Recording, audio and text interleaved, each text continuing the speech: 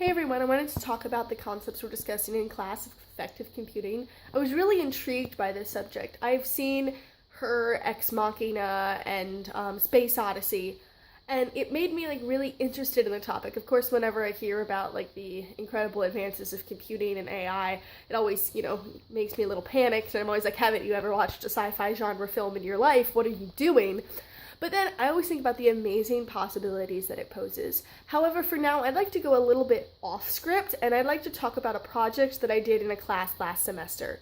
Last semester, I took a class in the folklore department that was called Personal Narrative, and a lot of what we were talking about is just the way people tell and communicate stories, which had a lot to do with your body language and your tone of voice and your emotion.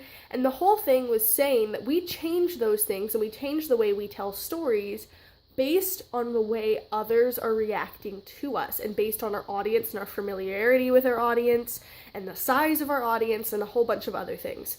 And I did my final project and I titled it Personal Narrative and Autism.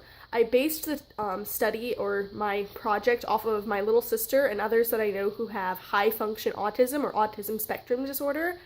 And I essentially argued in my project that emotions and emotional cues are so different for the non-neurotypical population that these formulas or these ideas or tools or models that we were discussing in our folklore class become quite complicated and don't necessarily work.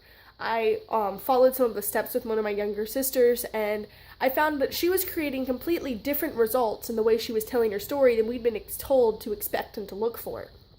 For those of you who don't know, autism is a neurological disorder that can often have effects on communication abilities, and those can come in many different forms and many different intensities.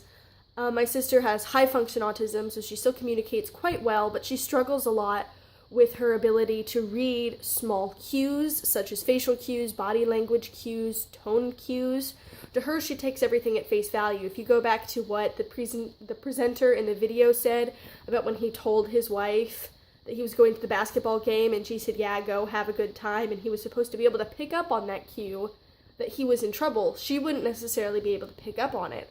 So this brought me to a thought that perhaps this affective computing technology wouldn't work as effectively on a non-neurotypical population.